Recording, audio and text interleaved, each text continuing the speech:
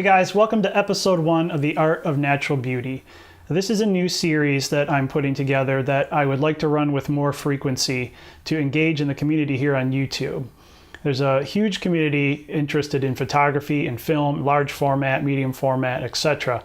And I want to try to engage in that more at a more frequent pace. I've put out some video tutorials in the past and also put out some of my video journal logs of some of my photography trips, but I haven't really kept up with a regular series, so I'm hoping to change that today with this new series. But anyway, what I wanted to do to kind of kick this off was start by talking about my new camera system that I've got, the Mamiya 7 II here. You notice right off the bat, this is not a large format camera system. It's a medium format 6 by 7 centimeter or 2 1/4 by 2 3/4 system that photographs on 120 or 220 film and roll film. And I've been extremely pleased with this camera. It's a real joy to work with. It's known for its superior optics, and it's just a heck of a lot lighter to travel with in regard to backpacking or flying than the 4x5 system is. So I got this because, you know, I've been traveling around with the Whitney 95 liter backpack for quite some time from Gregory with my 4x5 system in it, and you know that's a beast. It weighs, you know, up to 70 pounds, and this system right here weighs closer to 35 pounds in that area. So a huge difference right off the bat with weight.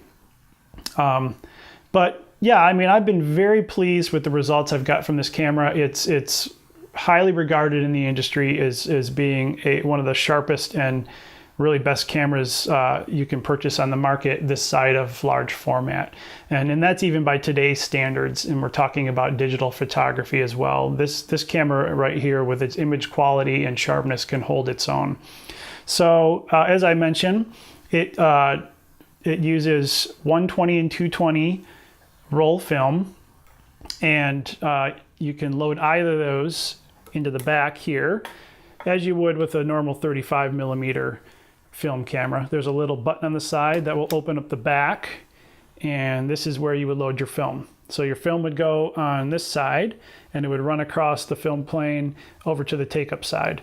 And the advancements are made with this thumb advance, manual advance lever right here, just as you would a 35 millimeter camera. And in order to change between 120 and 220, there's a back plate on here that actually presses and keeps a little pressure on the film itself. So you can swivel this. There's a little white dot that indicates right now it's set to 220. You can also set it to 120. You can also set it to 220, 135 by swiveling the dial. So that's the insides of the camera. Another feature that I'll show you since I have it open right now is the curtain that rolls across the film plane, closing the film off from the lens. So this system is an interchangeable lens rangefinder system. And that means that as a rangefinder, you're not looking through the lens itself. You're looking through this little window here on the side of the lens. And you're doing all your composition and you're focusing through that window.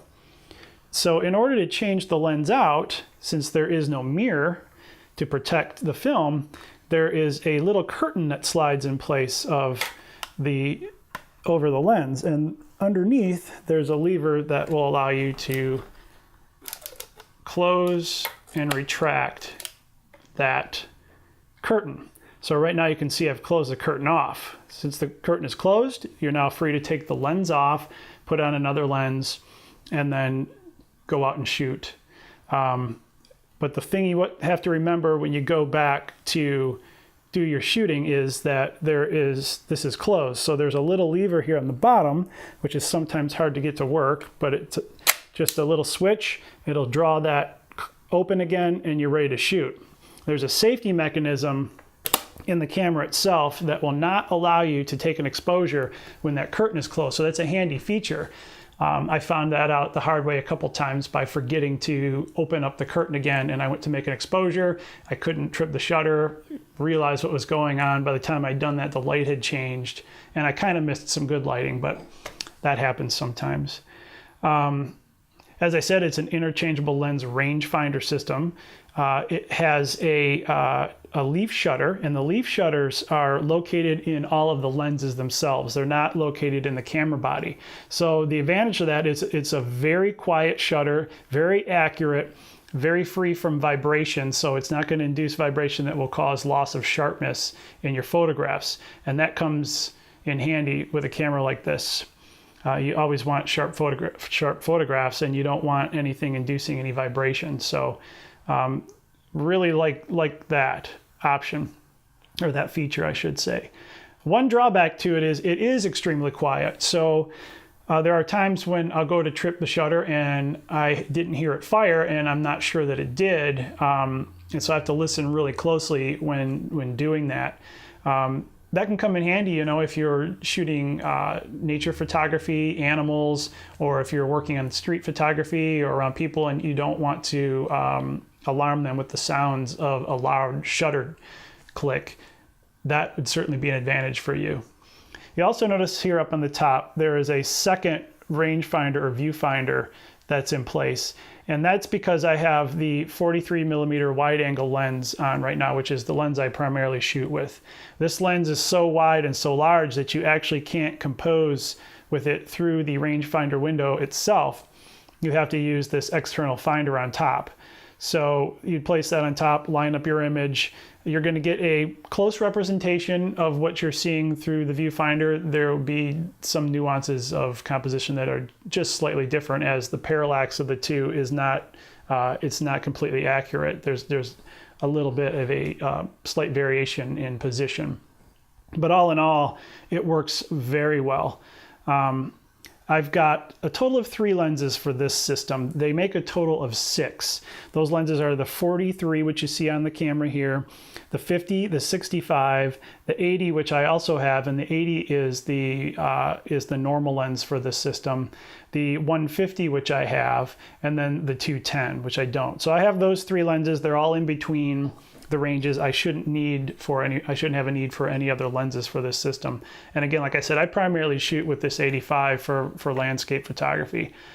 You're going to notice also on the top here, I've got this filter dude cover, and this is just a cover that covers up my lens when I've got the filter kit ring on the lens. So I leave these installed so I don't have to fumble when I'm out in the field trying to set up and compose my shot. They already come installed. I simply attach the filter housing onto the front and then slide in my ND Grad filters or my ND filters as I need them. Very handy system. Again, this is the Filter Dude. It's not the Lee system, but it's very comparable. In fact, I mean, I don't notice any difference other than the price. So you can look them up on eBay. What else can we talk about? It has a bulb setting, which is basically like your time setting on your large format systems, or like the bulb system on a 35 millimeter system.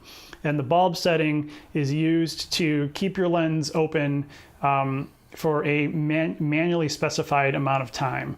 So say you want to shoot longer than 4 seconds. The range on this camera is 4 seconds to 1/500th of a second.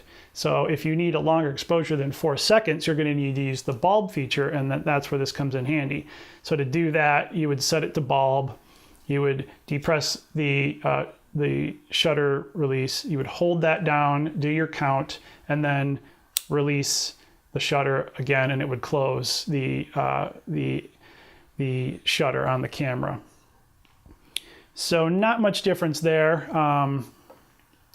Yeah, it's as I said, it's a rangefinder manual system. It's a split focus system. So when you're going to do your focusing of your shot, you're looking through the rangefinder here, and you would align up the image as a split focus until the two find a center and you have one image. And that's a system that's been used in a lot of 35mm and medium format systems in the past, so nothing new there.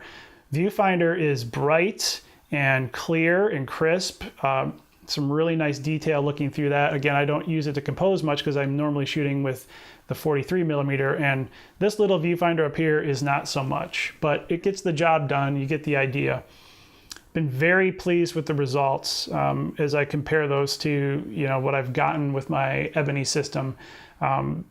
There's not much of a difference in quality. I can definitely tell the difference on a 4x5 sheet of film when I'm looking at that on the table versus the 6x7 centimeter, but crispness is there. It's a great system. I would highly recommend it. This system here with the 3 lenses set me back about $3K, so be prepared to pay for it like you would a high-end DSLR of today. But this is regarded as one of the kings of the camera world. Certainly medium format film, just shy of large format. This camera system right here, you can't go wrong with. When you're out on the street, if you're doing street photography and you're going handheld, it has a real nice weight and feel to it. It's a pleasure to shoot with and work with.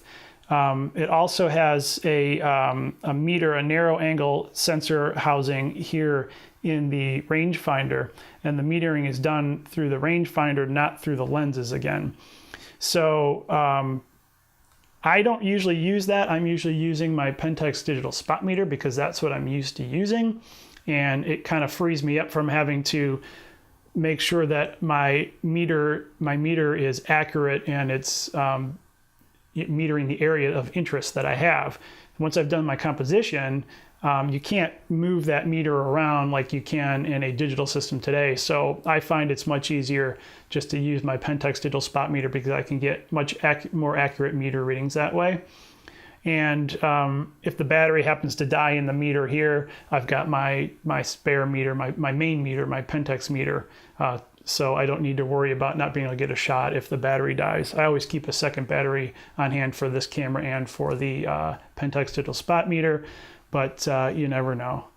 So I guess that's about all I wanted to cover today.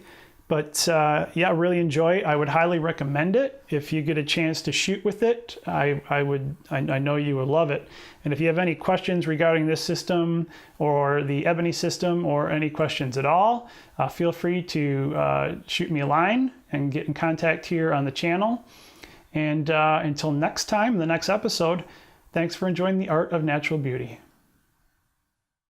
If you like the content of this channel or my large and medium format landscape photography and would like to contribute to my endeavors, you can do so by heading over to jasonrobertjones.com/patron and clicking on the link. Or you could click on the Patreon link in the banner above on this channel. As always, thank you for your support and enjoy the art of natural beauty.